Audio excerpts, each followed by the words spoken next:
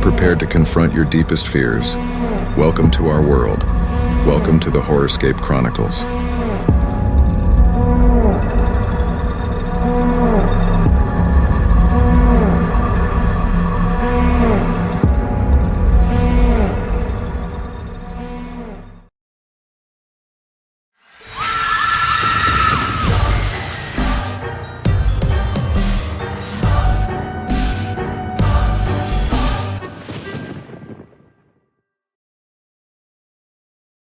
नेपाल के पहाड़ी इलाकों में एक छोटा सा गांव था जो चारों तरफ घने जंगलों से घिरा हुआ था।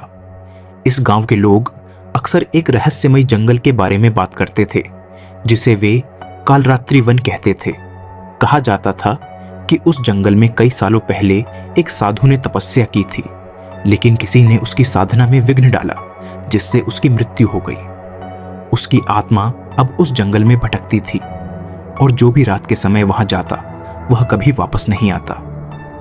राहुल और उसकी दोस्त सिया जो नेपाल घूमने आए थे इन कहानियों पर यकीन नहीं करते थे।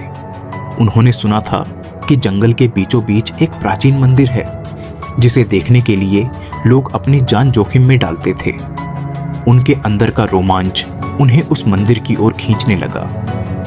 गांव वालों ने उन्हें बहुत मना किया, लेकिन दोनों ने ठान लिया कि वे रात में उस जंगल की सैर करेंगे और मंदिर तक पहुंचकर तस्वीरें खींचेंगे।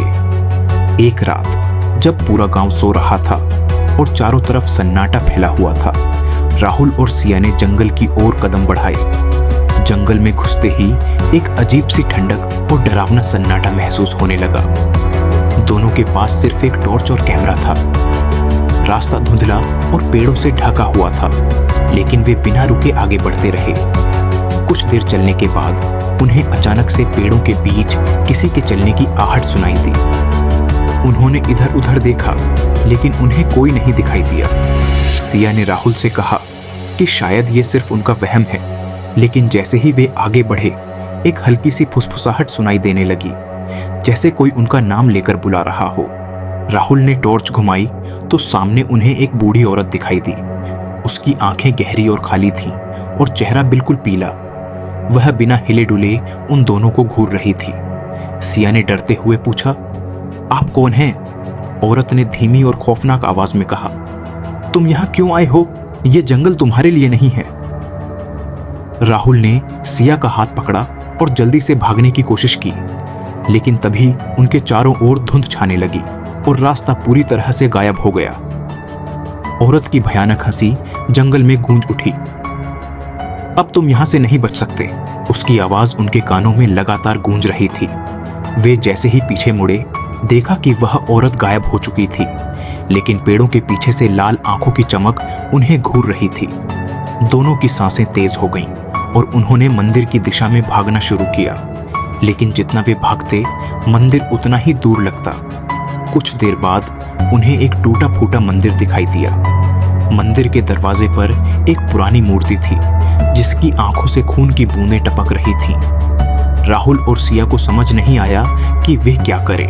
तभी मंदिर के अंदर से वही बूढ़ी औरत निकली और उनके पास आने लगी। सिया ने चीखते हुए कहा, राहुल, हमें यहां से भागना होगा। लेकिन उनके पैर मानो जमीन से चिपक गए थे। बूढ़ी औरत उनके पास पहुंची और उसने अपने बिखरे बालों से दोनों को जकड़ लिया। तुम अब इस जंगल के ही हो, उसने धीरे से कहा।